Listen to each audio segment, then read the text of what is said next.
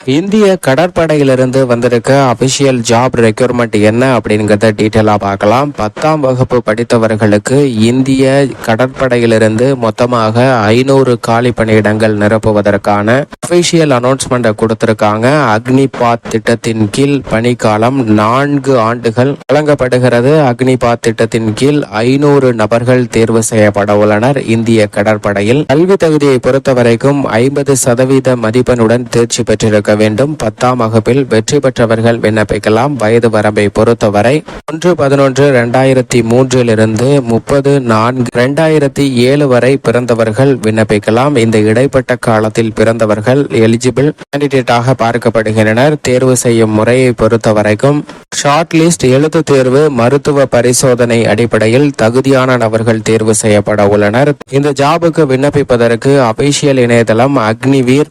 navy.cda.in என்ற இணையதளத்தில் விண்ணப்பிக்க வேண்டும். விண்ணப்பிப்பதற்கு கடைசி நாள் மே 27ஆம் தேதி.